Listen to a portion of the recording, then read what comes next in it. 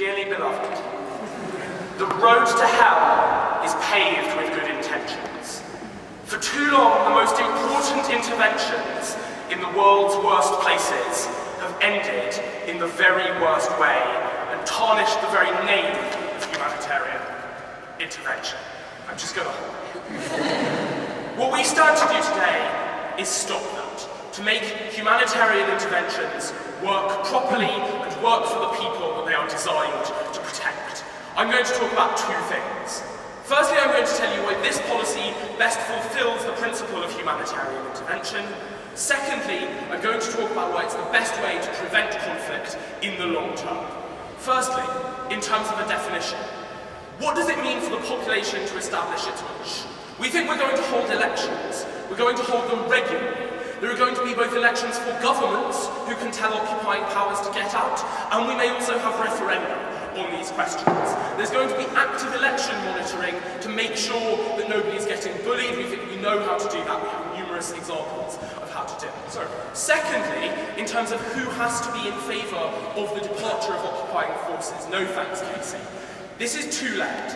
Firstly, we think the overall majority of the population of the country we're in has to be in favour of it. Secondly, we think the specific minority that we may be there to protect in the event that we're dealing with intense sectarian tensions also has to be in favour of it. So if all the Hutus in Rwanda want us to get out and the Tutsis don't, we're not leaving. Why does this best fulfil the principle of humanitarian intervention?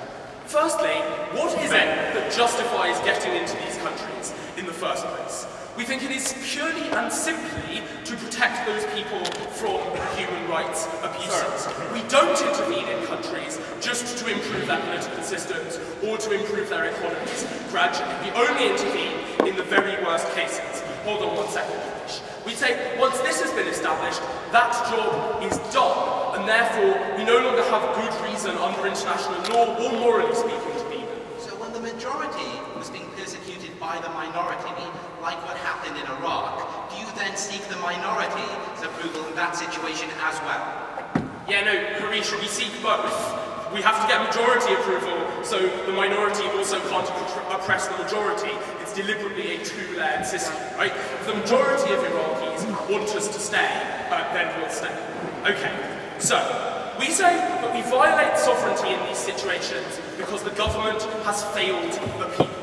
But once the people think that they are no longer better off with us being there, then we have no justification in terms of popular sovereignty, in terms of protecting those people to go. If they think they are better off with us gone, then we say that is the best barometer of whether or not they are. Moreover, this policy prevents a particular misuse of the notion of humanitarian intervention.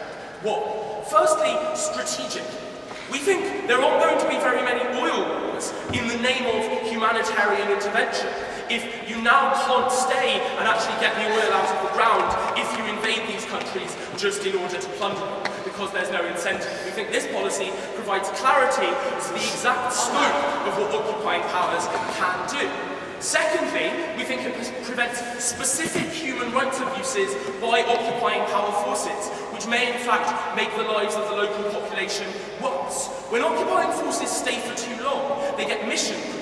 You get a large group of soldiers who don't know why they're there and who often don't have clear orders, and that's the kind of thing that leads to them doing things which are wrong. We point you to the fact that initially, when Nigeria led ECOWAS forces into Liberia to protect those people, that initially went well. When they stayed for too long, Nigerians started to plunder that country. They started to do them significant amounts of damage.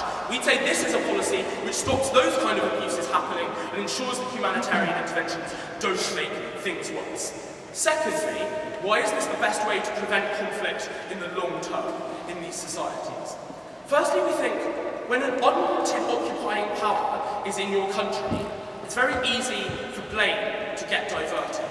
To not think about the groups and the factors that led to the initial humanitarian problems. No thanks, Josh. We say it's much easier just to direct your attention at the occupying power once they can be seen to be there for anything other than pure humanitarian reasons. That's not true right at the beginning, right? That explains why initially it's very, very difficult to stir up that kind of hatred of the occupying power, because all they've done is prevent the human rights abuses. In the longer term, you can start to say they're here for plunder, they're here for colonialism, and therefore elites, I'll take Jack in a second, can avoid the rigorous reconstruction of their societies that are needed to make those societies better.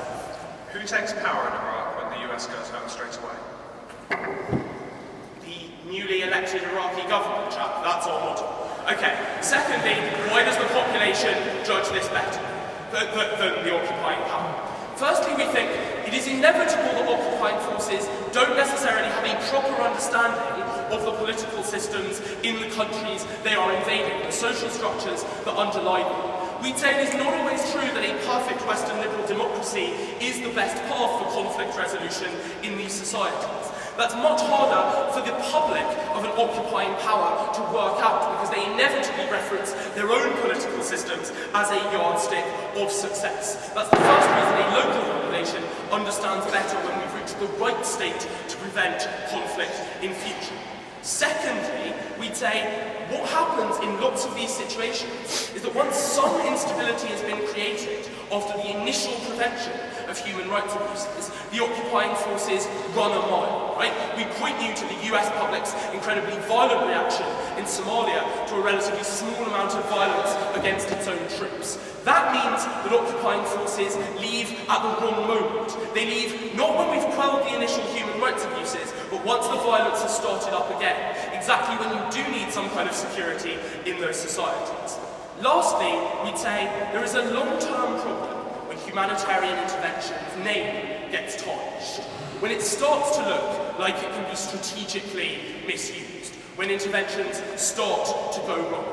It makes it harder to justify to the publics of Western countries why we're going in at all. It makes them more scared about body bags coming home. We'd say that prevents us doing the very humanitarian interventions we need to. We are very proud